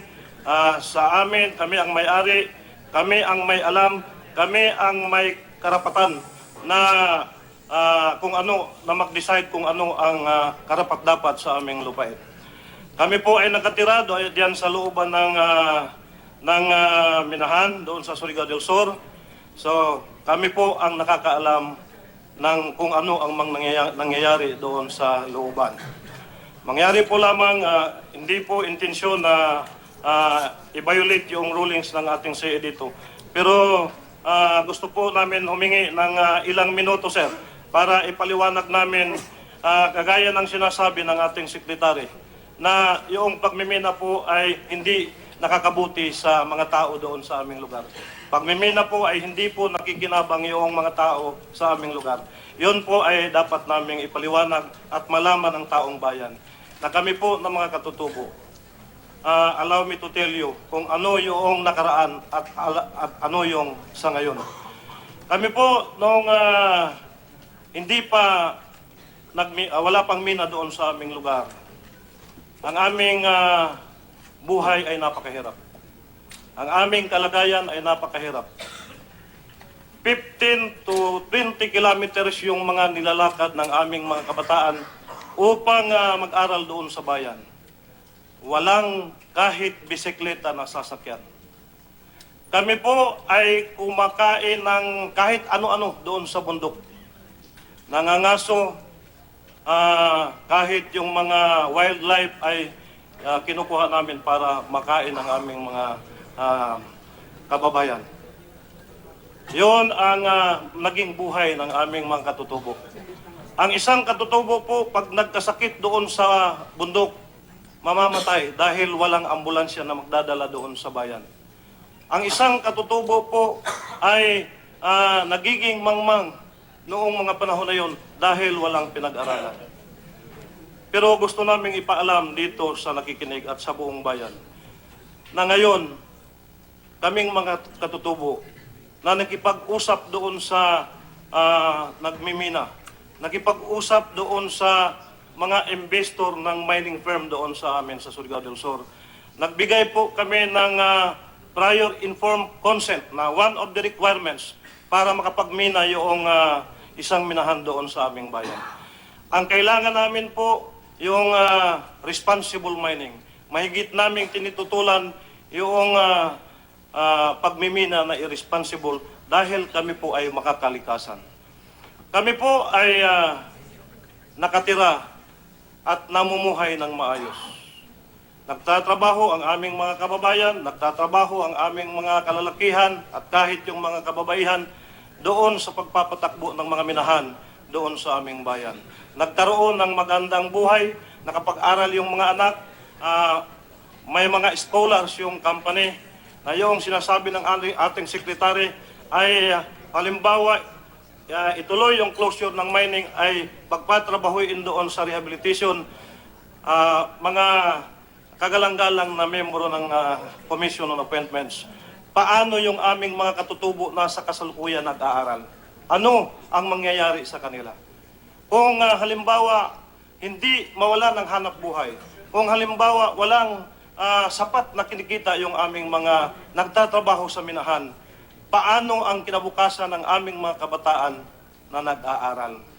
Babalik sa bundok upang gumawa ng kahit anong mga illegal. Pumuputol ng kahoy, hahanting ng mga wildlife, so nagbabayulit kung ano yung nasa batas. Instead, natulungan natin yung mga tutubo. Kasi natutubong Pilipino din kami na nakatira sa Surigao del Sur. Na kung baga, tutukan natin yung walang mga hanap buhay, tulungan natin yung mga katutubo na makapag-angat ng kanilang buhay, ay sa ngayon gusto ng ating sekretary na mawalan ng hanap buhay. Kaya po kami ay lumuwas dito at upang iparating yung aming mga hinaing. Dahil ang katutubo sa ngayon, sang-ayon kami sa sinasabi ng butihing Senator Mig Zubiri na taga Mindanao din, na umaayos ang buhay ng mga taga-Caraga. Umaayos ang buhay ng mga taga-Surigao del Sur. Dahil kami po ng mga katutubo na nakatira diyan sa looban ng minahan ay gumanda ang buhay. Hindi man namin inaamin po na kami ay yumaman, kundi umaangat po ang buhay ng mga katutubo dahil nakapag-aral yung mga anak namin, nakapagtrabaho at nakakain kami ng 3 beses isang araw. Yun po ang katotohanan. Sinasabi ng ating sekretary na yung dagat po ng Surigao del Sur ay pumupula dahil sa pagmimina. Kami po ang nakatira diyan, kami po ang may higit na alam. Dahil kahit wala yung mina, pag umuulan talagang pumupula yung dagat dahil yung surface erosion ay doon talaga pupunta sa karagatan. Yon po ang katotohanan. Kaya po kami na mga katutubo ay nagkaisa upang iparating sa ating mga kinauukulan, lalo na dito sa mga kagalang-galang na membro ng Commission on Appointments, na kung maaari po ay unawain at dinggin yung aming mga hinaing para po kami ng mga katutubo sa Surigao del Sur ay manatili yung aming tinatamasa na benepisyo dahil sa pagmimina. Kung papahintulutan po ako ninyo, ay ilalatag ko sa inyo kung ano yung mga magandang nagawa sa aming buhay ng mga katutubo doon sa Surigao del Sur. Yung aming prinsipyo ay contradict doon sa sinasabi ng ating sekretary na there are many people are suffering within the mining. Kami po ay hindi kami pumapayag na sinasabing walang nagawa yung mina sa aming mga buhay ng mga katutubo at saka mga tao doon sa amin sa Surigao del Sur. Kung ang pakay niya ay pagtatrabahuin kami doon sa rehabilitation na sinasabi niya, paano itong mga benepisyo na aming natatanggap. Yung royalty share ng IP na minimum of 18 million a year sa isang company doon na tinatanggap namin annually. Yun ang pinagtutustos namin, ginagawa namin ng mga programa para makarating doon sa aming mga kababayan, para makarating doon sa aming mga kapwa katutubo. Paano yung mga ambulansya na binigay ng company doon sa amin para makapag-serbisyo ng kalusugan sa aming mga kababayan? Paano yung mga school buildings na ginawa ng mga company para makapag-aral ng malapit sa aming community yung aming mga kabataan? Paano yung mga evacuation center na ginawa ng company dahil sa SDMP program? Yan ba ay maibigay ng sinabi ng ating secretary na galing sa rehabilitation center?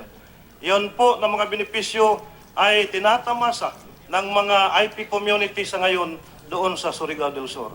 Sinasabi po na distraction daw yung pagmimina doon sa Surigao del Sur. Kami po ay nasa looban, inuulit po nasa looban ng minahan. Kami po ang may higit na alam na wala pong nangyayari na distraction. Wala pong apektado na farmers dahil yung bayan namin, one of the rice producing municipality, doon po kumukuha yung ibang bayan ng mga palay. Yung bayan namin ay sagana sa isda. Kasalukuyan yung aming mga inuulam, kinakain namin ay mga isda. Kasi sagana pa sa isda yung aming mga ilog doon. So, kagalang-galang ng mga senators at congressmen, sana po ay pakinggan ninyo, lalo-lalo sa ating chairman sa Commission on Appointments, sa aming kababayan, at garbo namin sa Mindanao, si Senator Pacquiao, at lahat ng mga Bisaya, ng mga senators at congressmen. Yun lang po at maraming salamat, magandang hapon po. Thank you. Thank you. Next oppositors. Next oppositor. Magandang hapon sa lahat, no? Lalo na sa Commission on Can you introduce your name first? I'm Domingo Amay Collado, isang Municipal Indigenous Peoples Mandatory Representative from Tampakan, South Cotabato. Isang Blaan Tribes ng South Cotabato. So may request, Mr. Senador Manny Pacquiao, my statement, complaint statement, I read Visayan version. Okay, go ahead.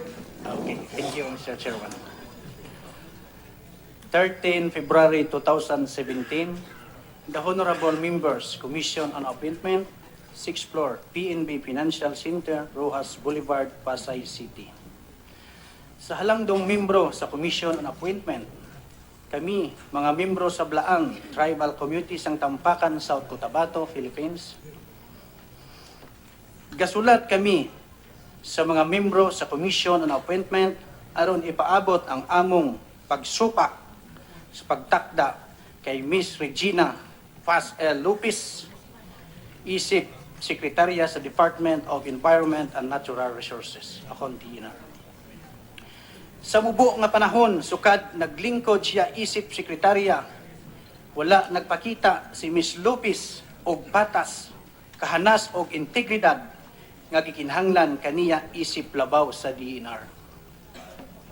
Una, niadtong 27 Hulyo 2016, sa dihang gipangutana siya sa mga mangbabalita kalabot sa estado sa Tampakan Copper Gold Project, iyang gipahigusgan nga dili gayud ko ganahan sa Tampakan. Dili gamay og kini mabutang ninyo sa dagkong litra nga dili jud ako. Ikaduha, niadtong Pebrero 19, 2017, sa pakighinabi ni Secretary Lopez sa media dito sa Malacañang Palace, gipangutana siya ni Bombo Radio reporter Raymond Tinasa kung aprubahan ba niya ang Tampakan Copper Gold Project. Mitubag si Secretary Lopez, dili jud ko pabor sa Tampakan Project. Ang iyang pagsupak sa Tampakan Copper Gold Project nag-ugat sa iyang taas nga kaagi isip environmental activities nga adunay kaugalingong siradong baruganan nga gagamit og drama, kampanyang puno og emosyon og mga slogan isip nagunang hinangiban batok sa litimong kumpanya sa Mina. Ikatulo, niadtong 2002 sa kainit sa Nuto Mining sa Palawan ug uban pang island ecosystem. Asa naguna tigsuporta og tigpamaba si Miss Lopez nga gideklara si Miss Lopez sa among mga tribal community sa Tampakan isip dili hinangop og walay gidawat. Tungod sa iyang publikong pagpamakat, may tungod sa Tampakan Project, sayop nga pagrepresenta sa baruganan o pananaw sa mga tribal communities, ug pagsaysay o pagpamahayag sa publiko alang matud pa sa mga tribal communities apan tinuod walay pagtugot og kasayuran sa tribal community. Mitambong kami sa State of Mindanao Environment Day, SAMD, sa Ateneo de Davao University. Asa, nagunang manunulti sila Secretary Lopez o Presidente Rodrigo Duterte. Gihimuslan namo ang iyang presensya o among girepresenta. Kaniya ang among open letter mahitungod sa gisugyot nga Tampakan Copper Gold Project. Bit-bit ang paglaom nga kami iyang imbitahon sa usa ka pulong-pulong o dili kaya paminawon ang among baruganan. Alaot hangtod karon wala gihapon may nadawat nga tubag gikan kaniya o bisan gamay nga sinyalis nga makahatag kanamo og paglaom nga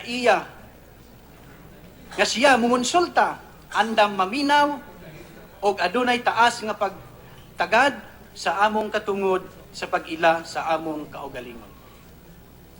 Busa tataw sa iyang mga lihok kaniadto og ning mga nilabay nga bulan nga ang iyang nagunang tumong isip sekretarya sa DNR mao ang pagpadayon sa iyang advokasiyang no to mining. Sa bisag unsang pamaagi og walay pagtagad sa due process og sa pagmugna og desisyon base sa ebidensya, saktong pangrason, ilegalidad og etika. Supa kini sa mandato sa DNR nga mao ang pagmugna, ugmad og paggamit sa mga natural nga kahinguaan sa nasod alang sa kaayuhan sa kasamtangang o umaabot nga henerasyon. Mandato sa DNR nga mulihok isip naguna sa ahensa sa gobyerno nga responsible sa pagkonserba, pagdumala, pag-ugmad og saktong paggamit sa kinaiyahan og natural nga kahinguaan sa nasod. Lakip mga anaa sa reservation, watershed, areas o kayutaan nga naay public domain, lakip ang paghatag og lisensya sa pagdumala sa tanang paggamit sa natural nga kihanguaan subay sa balaod aron masiguro ang patas nga pag-apod-apod sa mga benepisyo gikan niini alang sa kayuhan sa kasamtangang umaabot nga henerasyon. Dugay pa na, dugay. Gamay na lang. Gamay na. Mr. Chair.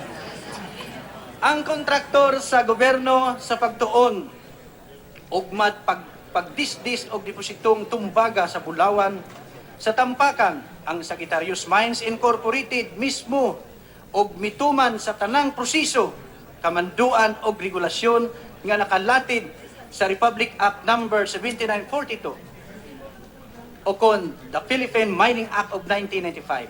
Ang SMI nakadaog sa Presidential Mineral Industry Environmental Award kaniadtong 2006, 2009 ug 2010 sa ilalom sa termino ni Presidente Gloria Arroyo. Og 2011, 2012, 2013 ilalom sa termino ni Presidente Benigno Aquino tungod sa bantugang dedikasyon, inisyatibo ug maayong kabag-uhan alang sa labing maayong pagdumala sa kinaiyahan, komunidad, kahilwayan ug himsog nga panglawas. Kami, ang mga tribal communities sulod sa Tampakan Project, mihatag sa SMI sa among pre and prior informed consent alang sa pag-ugmad sa deposito ug padulong na namong sugdan ang negosasyon aron mahimong formal ang mga kondisyon sa among pagtugot pinaagi sa Memorandum of Agreement. Dugay pa? One more, Mr. Chairman. Okay. Busa, dayag intensyon ni Secretary Lopez nga dili tugutan sa pag-uswag ang Tampakan Copper Gold Project nga walay konsultasyon sa mga lumadnong komunidad sa blaan bisan sa among free and prior informed consent tataw nga paglapas sa dayag nga state policy nga nakalatid sa Republic Act Number 8371, the Indigenous Peoples' Right Act. Mr. Chair, one more na lang gid. Ilalom og iduso sa nasod ang mga katungod sa ICC-IPs ilalom sa sistema sa paghiusa sa pagpalambo sa nasod. Protektahan ang nasod mga katungod sa ICC-IPs sa ilang yutang kabilin aron masiguro ang ilang paglambo, ekonomiya, sosyal o cultural o ilhon usab ang pagpatuman sa cultural nga balaod mahitungod sa property rights o relasyon sa pag-ila sa pagpanag-iya sa sa yutang kabilin. Mr. Chair. Okay na? Mr. Chair, may I just ask the nominee if she understands the opposition against her? I'll be honest and yeah. Did you understand I didn't that? understand. No, sir. I didn't Understand that? Do understand you need an anything. interpretation from the chair? I have staff here that's going to summarize everything for me. Okay, let's proceed. Ang point ng oppositors is Yes. Of course pagtutol sa yung appointment as DNR secretary Yes. at maraming malaki ang naitulong sa kanila ng Tampakan Mining Okay. at saka maraming nabigyan ng trabaho. Okay. And then hindi sila na-inform ng mabuti at saka ayaw nila ng kumbaga sarado daw yung dako daw nga litra. I know that- Malaking letter daw ang sinabi mo na ayaw ko ng mining. Na sinabi niyo sa kanila. Okay. At binibisaya tuloy kita, No. Secretary. Okay, marami pa. I understand, sir. Next, oppositors. Wala na? Wala na? Mr. Chairman, Meron pa? pahabol na lang po. Kasi sa amin ng mga tribo, nasasaktan kami. Sa lagi na lang sinasabi ni appointed Secretary Gina Lopez na immoral, social injustice ang Tampakan Copper Gold Project. Kami nasasaktan kasi ano ba ibig sabihin ng immoral? Social injustice. Immoral ba yung tawagin na nakapagpag-aral ng almost 20,000 na mga scholar? Immoral pa ba yung tawagin na mayroon ng mga kalsada at mga paaralan sa itaas ng bundok? Immoral pa bang sabihin na makumpleto ang pagkain ng pamilya sa loob ng isa raw 3 bisis? Yun po ang tinatanong namin, anong klaseng immoral? Anong ibig sabihin? Anong social injustice? Social injustice ba yung dahil nakapag-aral, nakahanap ng trabaho sa ibang mga sangay ng gobyerno? Immoral pa ba yung sa loob ng 22 years na pag-aaral, hanggang ngayon hindi pa nag-operasyon? Kaya nga pinag-aralan, matagal kami nag-antay. kung ano man po yung inaano nila sa kampanya na kontraktor natin na sa gobyerno, kami naman mga katutubo ang nagdurusa. Kaya naman sana yung mga ninuno namin na nangangarap ng magandang buhay noon, huwag naman sana ipagkait sa mga henerasyon na tukam, kinabukasan ng aming mga anak. Kasi nakasalalay dyan eh. Yung mga ninuno namin, walang mga pinag-aralan yun. Nakapag-aral lang kami dahil nga sa tulong ng kumpanya. So ngayon, lumiwanag na sanang araw sa amin, sa Tampakan. Dahil binigyan na kami ng ECC. Approve na po yung study na pinag-aralan din ng NGB. Ngayon, saglit na naman sabihin na ika-cancel.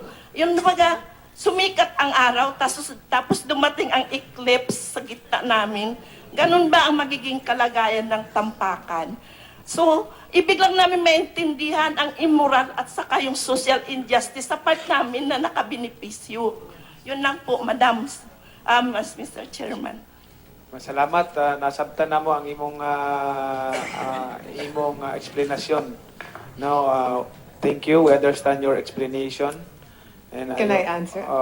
No, let them finish first so you can answer. Next, oppositor.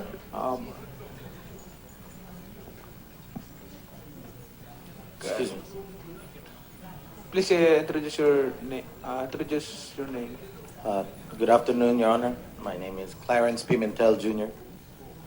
I'm from the Philippine Nickel Industry Association. Pimentel? Opo. Okay.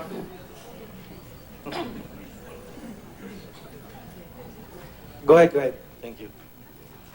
Again, my name is Clarence Pimentel Jr., and I represent the Philippine Nickel Industry Association. Before you continue, make sure that one round lang Copy po. Okay, one round. I will try my best. Our member companies contribute much to the nation's exports into the global market. As such, we strictly adhere to the standards of responsible and sustainable mining. We take at face value Secretary-designate Lopez's supposed passion for the environment. However, passion needs to be balanced by fairness. Her obsessive crusade of allegedly protecting the environment has resulted in an infringement, if not a downright disregard, of her constitutionally protected rights of due process and equal protection of the laws. As per directive of Secretary-designate Lopez on different dates in August of 2016, a mining audit was conducted on our member companies.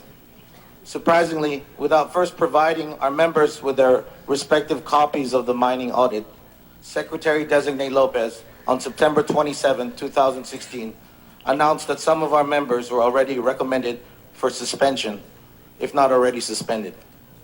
Yet when our members received their full audit reports after a month of the said announcements, there was a glaring conflict. It appeared that the original recommendations of the audit teams, of which was the continuation of our mining operations, was then altered to suspension after a mirror planning workshop held on September 21, 2016, despite using the same audit findings. To be sure, we asked for a clarification on this matter, but as of today, this remains unanswered. Then on February 2, 2017, Secretary-designate Lopez announced the closure and unilateral cancellation of over 25 MPSAs in the country, which included the majority of our members.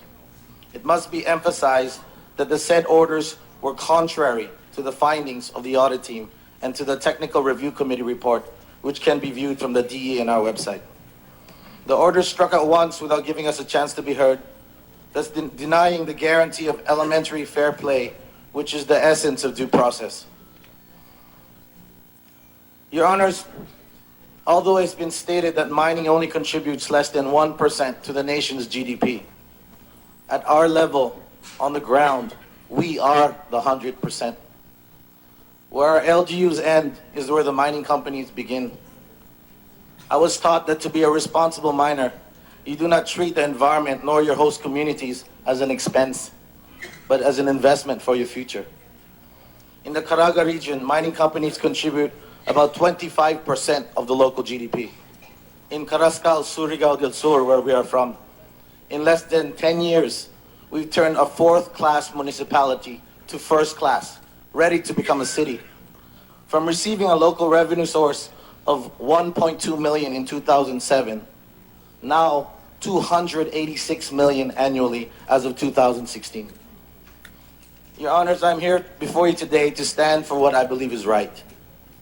My family is from Surigao del Sur, and my late father was a son of Mindanao. He built our company from the ground up. He loved his country and his countrymen and gave equal opportunity to the people of Surigao del Sur to ensure a brighter future for them. On his deathbed, one of my confidence to my father was that I would care for the company and our people of Surigao del Sur. In the end, we give jobs, we help people, we pay our taxes, and we give hope to the future of our fellow Mindanaoans. Your Honors, I cannot stand idly and just watch the condemnation of our industry, the displacement of our people, and the destruction of my father's life work. Because of the foregoing, as president of the Philippine Nickel Industry Association, I respectfully register our opposition to the appointment of Ms. Regina Paz Lopez as DENR Secretary. On a final note, Your Honors, much has been said about due process, to which Secretary-designate Lopez reiterates that they had followed due process. However, a very essential element of due process was not honored, Your Honors, and that is of fair play. Let me constructively show you. I was on the ground during the mine audit. CTP is a triple ISO certified mine. ISO 1401 for the environment, 14001 for the environment, 9001 quality management systems, and OSHA's 18001 for occupational health and safety assessment. I'm one of the few triple ISO certified mines in the country. The actual audit for CTP was done on August 6 to 8. After the audit, Secretary-designate Lopez had a press release recommending our suspension on September 27, 2016. My company received this report on October 2016. This report is from the actual mining audit that she sent, the committee she sent to the mine site. And I quote, "The company CTP Construction and Mining Corporation shall be allowed to continue its mining operations at its Adlai Mining and Dahican Nickel project." On October 21, alongside this audit report, there was a conflicting report, a summary report, recommendations for our suspension. When we talk about due process, this is what we're talking about here. Where do you go from passing the mine audit as a triple ISO certified mine to suspension, then eventually to recommendation for closure and canceling one of our MPSAs? We even sent a letter to request clarification and the guidelines of the conduct of said planning workshop, just to justify the reversal, and from now we haven't heard anything from them. Thank you. Are you finished? Yes, sir. Okay, thank you. Madam Secretary, did you hear that? Can I answer? Okay, it's passed in the audit, but you close it. What can you say about that? His main point, sir, is that he passed the ISO standards. This is my. The ISO is a technical. So a technical standard. So meaning you don't follow the ISO. No, I feel that the ISO alone is not enough. We need to include the standards that are in the Philippine Constitution and in the various Philippine laws. Sir, the reasons why we closed down the mines, we have 7 laws, which 7 laws. The Philippine Clean Air Act. I'm sorry, I'm just looking for it now. The ISO, which is a technical review, does not mean we should. Let me just.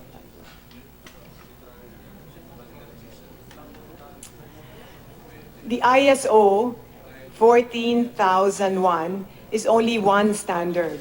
The main standard is in the Philippine Constitution and in our Philippine laws, the Clean Air Act, the Toxicity Act, the Clean Water Act. We do not abrogate legal standards just because we're following a technical standard. I will maintain that over and above technical standards, which yes, is specified in the ISO, we need to follow the standards set by our forefathers in the Philippine Constitution. Technical alone is not enough. And the 7 laws which we have, sorry, I'm looking for Ang nangyari dito, Madam Secretary, here. lahat ng mga miners, mining companies, they're basing the ISO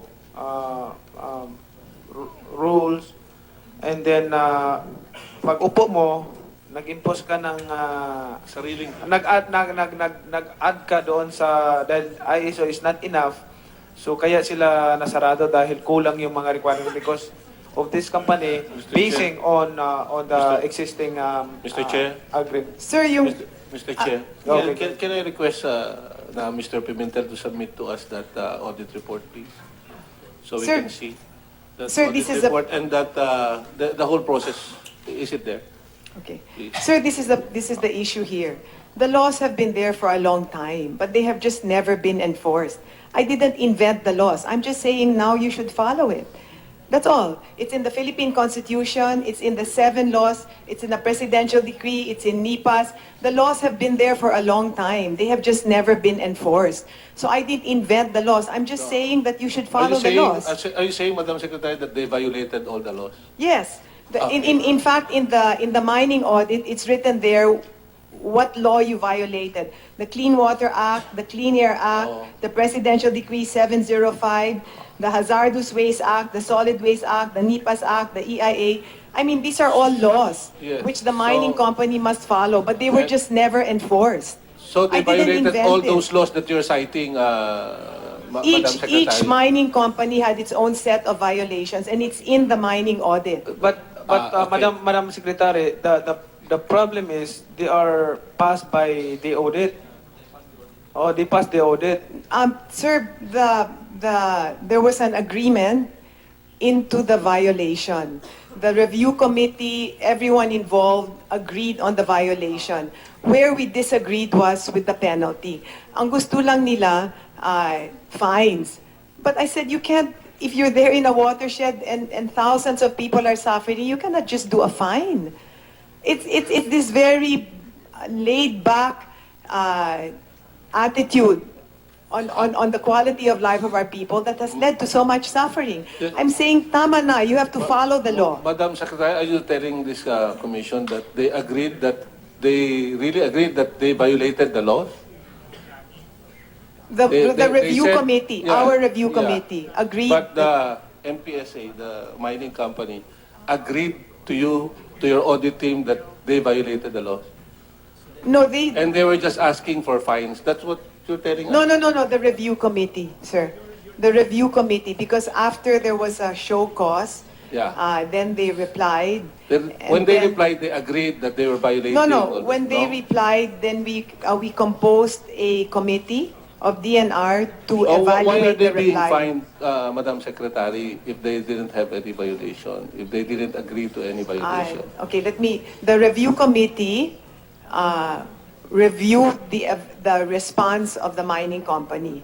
And in evaluating the response of the mining company, the review committee, composed of DNR and headed by MGP, agreed with the central body on the violation. Where we disagreed was the penalty. They said just fine. And I disagreed there. And that is within my authority and in my area as DNR Secretary to make decisions based on my understanding of what the law is. The audit report also, sir, found the same violations. The audit report made of DOH, DA, they all found the same violations. When the review committee went there, they also found the same violations. I just said the penalty should be much stronger. That's all. But they We never agreed that, you know, they were in violation of such laws? I think they are contesting it, no? Yes, they're contesting it now. So they didn't agree pala na. Okay. No, they replied and then we evaluated. The review committee evaluated. And for the second time around, the technical review committee said that there really are violations. We followed due process. We followed due process every single step of the way. Every single step of the way. Madam Secretary, the audit is approved and the review is approved also. The audit, After the audit, okay, then we approved. do show cause. This And one then said- the review is approved. But they just where there was a disagreement with was the penalty. They only wanted to do fines and some did suspension. But my feeling was that if you are adversely affecting the functioning of a watershed, you should just not continue anymore. Excuse me, Mr. Chairman. yes, Senator Lacson is recognized. Yeah, as was explained, they passed the audit, they passed the review, but on the February 2 announcement, nasama sila. Is that accurate? So, Sorry. paano yan? They passed the That's according to them. I have not seen the documents. They passed the audit. Are you talking about one particular One mining company? particular, this particular case ni Mr. Pimentel? Which one, Pimentel? Okay. They passed the audit. They passed the review. You mean they had no violation? No violation. Yeah, yeah. All of a sudden, I during see. the February 2 announcement, kasama silang nasarahan.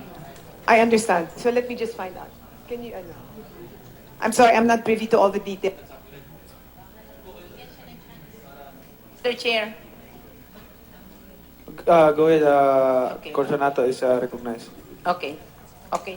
Thank you very much, Mr. Chair. Before I post my question sa ating mga kapatid na katutubo, I would just like to read to the Secretary po, napakalawak pala ng nakikinig. Ha? Ganyan, sige, sige. Okay, tapusin mo natin yung kay Pimentel, guys. Very important topic.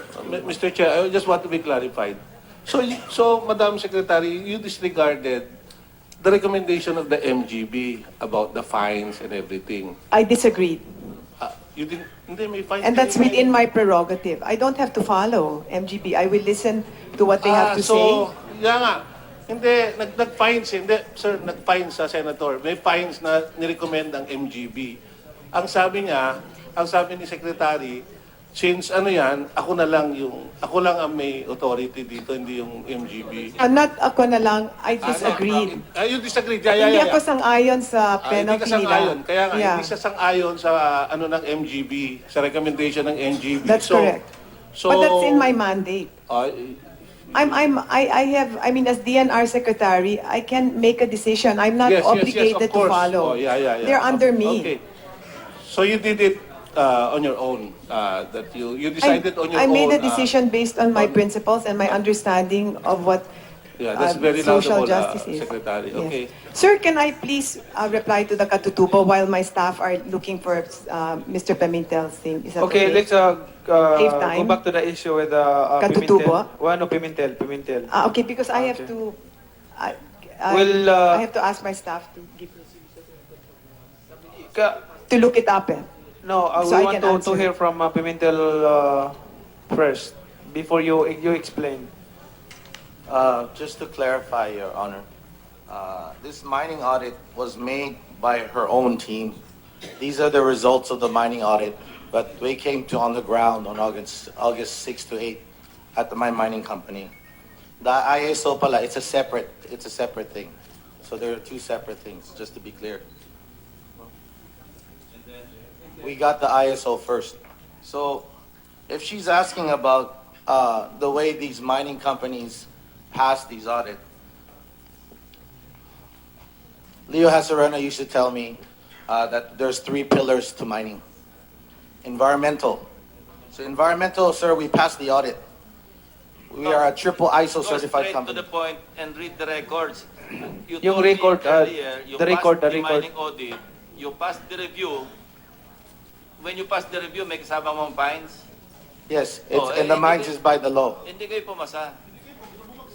Merong fines eh. You told me, you passed the audit, you passed the review. Ibig sabihin, wala, flying colors. But there were no recommendations on closure or suspension. Sir, I'm getting a copy of the review now. Yeah. Okay. Mr. Pimentel, magkano yung fines? It was something like there was one for 200,000, and there's another one for 50,000. You have the paperwork. I'm sorry. It's there with you. Sir, Mr. Chairman, why? Another question, excuse me, Secretary. Yung 200,000 fine, that's in accordance with the law.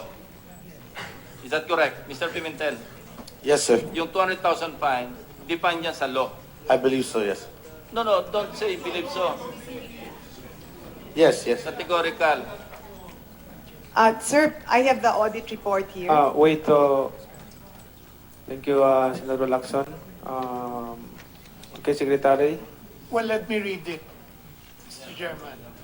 The penalties imposed are, first, to impose a fine or penalty of 150,000 pesos for violating 3 ECC conditions as mentioned above.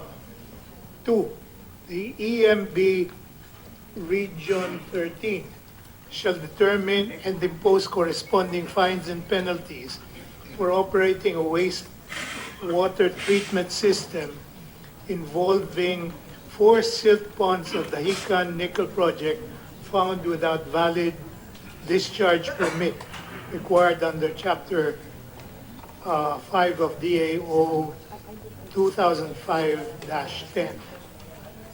Those are the penalties. The company shall be allowed to continue its mining operations at the Adlai mining project. And the Mr. Vice Chairman, is that the Sir, mining audit? Excuse me. Is that the mining audit or the review? This is the mining audit. How about in the review? Upheld yung mining audit ng review?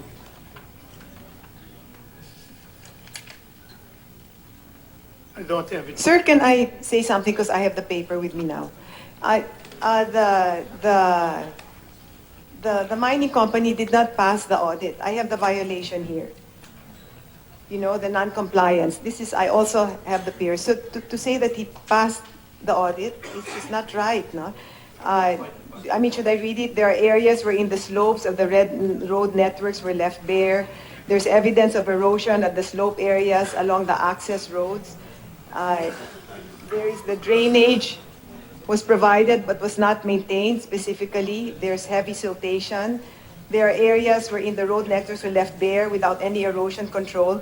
I mean, they didn't pass the audit. If you pass the audit, there shouldn't be any violations. I mean, the list is here, and I think it would bore everyone maybe if I were to read down the line. But they didn't pass the audit. And I think, what was this? What Can you give us a copy of that?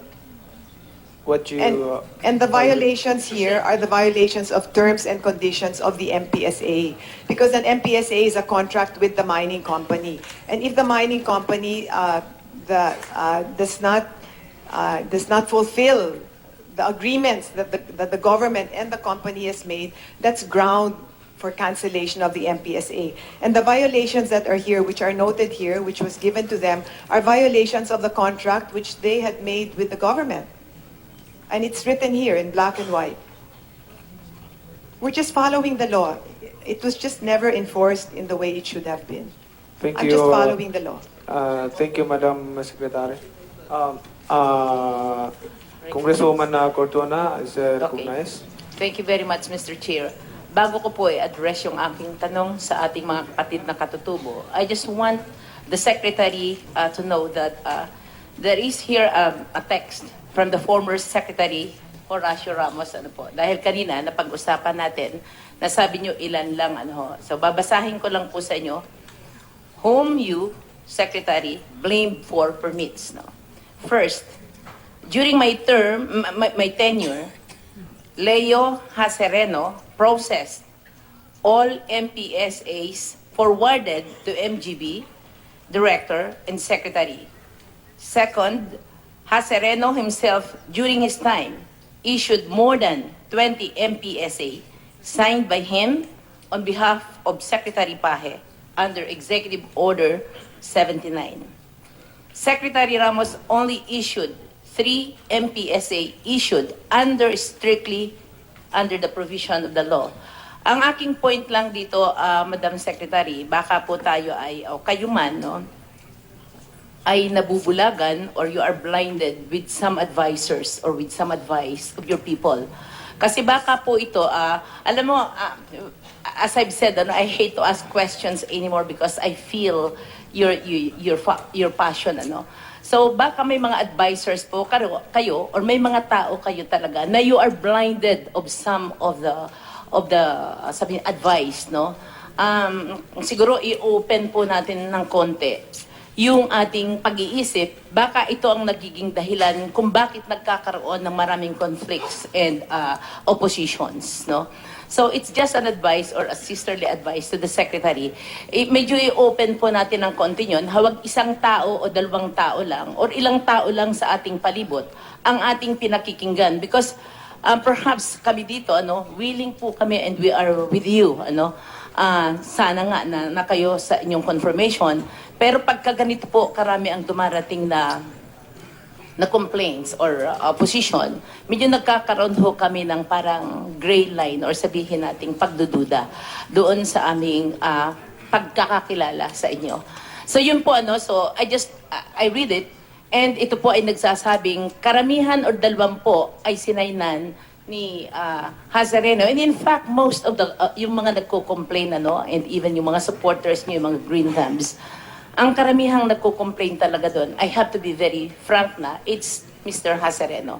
Ang karamihang complain po. But I told this to the Secretary, and she said that she will stand with him, no? And I can't blame her for that because kung sinabi niya na trusted niya masyado itong taong ito. Yun lang po, no? Then, sa ating mga kapatid na mga katutubo, no? Ang sinabi po ninyo ang inyong pag-alala or ang pagkatakot ay yung future ng inyong mga anak, yung pag-aaral, even the ambulance, the schools, na po pwedeng hindi maituloy because dahilan po doon sa order ng closure, doon sa mga minahan na kung saan po kayo ay nagtatrabaho. Tama po ba yun? Yes po. Okay. That's why kanina tinanong ko ang ating Madam Secretary of the Intervention, yung intervention na ginagawa nila, hindi lang po yung ating plano na magtanim o mag-rehabilitate, but the immediate intervention, especially sa mga estudyante, doon sa mga nagtatrabaho, kung ano yung gagawin mo immediately upon your order or after the closure order.